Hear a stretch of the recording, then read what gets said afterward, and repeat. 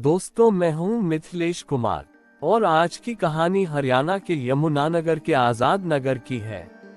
23 जून 2024 को हरियाणा के यमुनानगर में दिन दहाड़े कत्ल। वहां के लोग इस कत्ल से घबरा गए। इस कत्ल से वहां के लोग जब हैरान हुए तब हरियाणा के यमुनानगर में एक मकान से मां बेटे की लाश सामने आई। हरियाणा के यमुनानगर के आजाद नगर में हत्या के बाद काजल की ओर से दी गई सूचना के बाद जांच को पहुंची पुलिस टीमों को घर में सीसीटीवी बंद मिले। इससे पुलिस को पहले ही शक हो गया कि हत्या में घर का ही कोई व्यक्ति शामिल है। इसके बाद जब काजल से पूछताछ की गई तो उसके चेहरे के हाव भाव और गतिविधियों ने उसे कटघरे में खड़ा कर दिया। फिर पुलिस को इस नतीजे पर पहुंचने में देर नहीं लगी कि हत्या में काजल की संलिप्तता है। काजल समेत अन्य के खिलाफ हत्या का केस दर्ज कर पुलिस मामले की गहनता से छानबीन में जुटी गई है। हत्या का कारण क्या है, पुलिस इसकी जांच में जुटी है। प्रथमदृष्ट्या प्रॉपर्टी को इसकी वजह मानी जा रही है। पुलिस के अनुसार जांच के बाद कारणों का सही खुलासा किया जाएगा। दरअसल मीना गृहिणी थी। उसके पति केशवनाथ सिंह का निधन वर्ष 2007 में हो गया था। बेटा राहुल मुथूट फाइनेंस में काम करता था।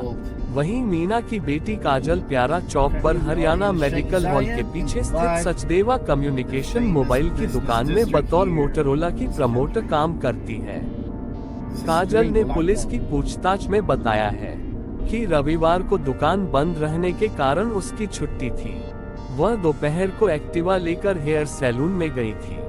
दोपहर 2:27 पर मां मीना ने उसे फोन करके 2 गिलास जूस लेकर आने को कहा। 2:50 पर वह घर पहुंच गई। उसने मां व भाई के शवों को अलग अलग कमरों में पड़े देखा। उसके अनुसार मात्र 23 मिनट के भीतर 2 मर्डर घर में हो गए, जबकि पुलिस के अनुसार हत्या 6-7 घंटे पहले की प्रतीत हो रही है। माना जा रहा है कि काजल ने मीना व राहुल की हत्या सुबह ही कर दी थी। इस काम में उसके साथ एक युवक और शामिल होना बताया जा रहा है। सीसीटीवी में युवक घर में आता दिखा है। करीब आधा घंटा तक वह घर में रहता है। पुलिस के अनुसार दोनों मृतकों के शव दोपहर तक नीले पड़ चुके थे और शरीर भी अकड़ा हुआ था। कयास ये भी लगाया जा रहा है कि दोनों को खाने में जहरीला पदार्थ दिया गया होगा जिससे शरीर नीला पड़ा। इसके बाद किसी चीज से गला घोंटा गया। गला घोंटकर मर्डर को लूटपाट दिखाने का प्रयास किया गया।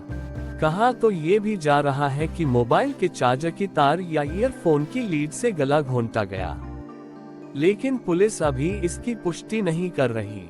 पड़ोसियों ने बताया कि मीना पहले परिवार के साथ सावनपुरी में रहती थी।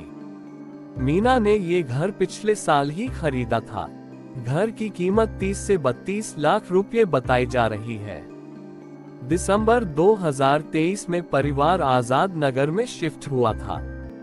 काजल ने जब मां भाई का शव देखा तो उसने सबसे पहले बुढ़िया चुंगी जगाधरी के पास स्थित भारत सेवक नगर में रहने वाली अपनी सहेली लविता उर्फ लवी को फोन किया।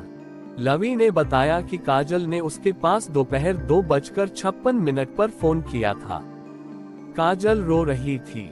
वह कह रही थी कि सब खत्म हो गया, किसी ने उसकी मां व भाई की हत्या कर दी है।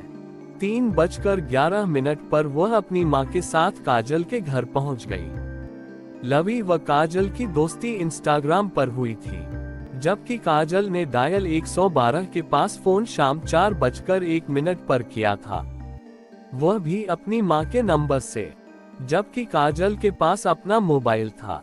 काजल के घर के बाहर सीसीटीवी कैमरा लगा हुआ है, परंतु हत्या से पहले कैमरे को बंद कर दिया गया। कैमरा कब से बंद था, इसका खुलासा पुलिस जांच के बाद करेगी। पड़ोसियों ने बताया कि जो कैमरा बाहर लगा हुआ है उसमें सेंसर लगा है। जो भी व्यक्ति इस कैमरे के पास से कुछ बोलते हुए जाता था तो कैमरा उस बात को पकड़ कर दोहराता था। ऐसे में रात को तो लोग कई बार डर जाते थे कि कौन कहां से बोल रहा है। पुलिस ने पड़ोसी सतीश के घर में लगे कैमरों में जाकर फुटेज की जांच की। पुलिस काजल को भी उनके घर में साथ लेकर गई। आजाद नगर की गली नंबर 2 में रहने वाली पुष्पा ने बताया कि वह रोजाना सुबह जब गली से गुजरती थी तो राहुल अपने घर के बाहर झाड़ू लेकर गली में साफ सफाई करता दिखता था।